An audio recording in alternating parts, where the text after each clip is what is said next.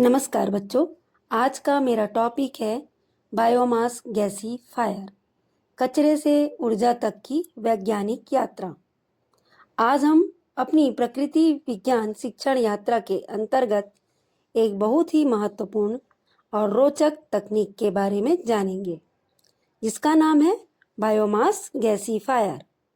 बच्चों, क्या आपने कभी सोचा है कि खेतों में बचा हुआ पराली, लकड़ी के टुकड़े, सूखी पत्तियां या कृषि अपशिष्ट भी बिजली और ईंधन बना सकते हैं? जी हाँ, यही काम करता है बायोमास गैसीफायर। चलिए जानते हैं बायोमास क्या है। बायोमास का अर्थ है पेड़ पौधे और कृषि से प्राप्त जैविक पदार्थ, जैसे लकड़ी, भूसा, पराली, नारियल का छिलका, गन्ने की खोई आदि। ये सब प्राकृतिक और नवीकरणीय ऊर्जा के स्रोत हैं। अब हम जानते हैं बायोमास गैसीफायर कैसे काम करता है। बच्चों, इस मॉडल में आप देख रहे हैं कि एक बड़ा रिएक्टर चैम्बर, यहीं से पूरी प्रक्रिया शुरू होती है। प्रक्रिया को हम 4 चरणों में समझेंगे। पहला चरण है ड्राइंग जोन।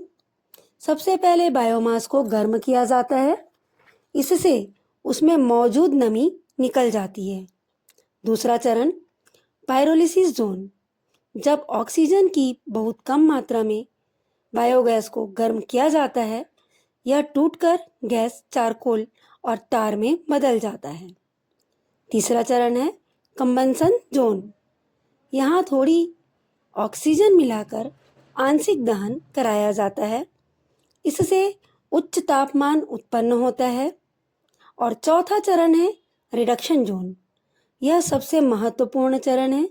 यहाँ कार्बन डाइऑक्साइड और जल वाष्प कार्बन मोनोऑक्साइड, हाइड्रोजन और मीथेन जैसी ज्वलनशील गैसों में बदल जाते हैं।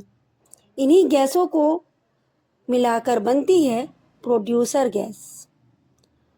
अब आगे क्या होता है देखते हैं। इसके बाद गैस को साइक्लोन, स्क्रबर, फिल्टर से गुजारा जाता है ताकि धूल और अशुद्धियां हट जाएं। शुद्ध गैस को इंजन में भेजा जाता है, जहां से बिजली उत्पन्न की जा सकती है या मशीनें चलाई जा सकती हैं।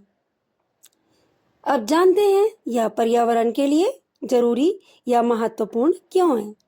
बच्चों, बायोमास गैसीफायर के फायदे बहुत हैं, जैसे कृषि अपशिष्ट का सही उपयोग, प्रदूषण में कमी, कोयले और पेट्रोलियम पर निर्भरता कम, ग्रामीण क्षेत्रों में सस्ती ऊर्जा, कार्बन न्यूट्रल तकनीक।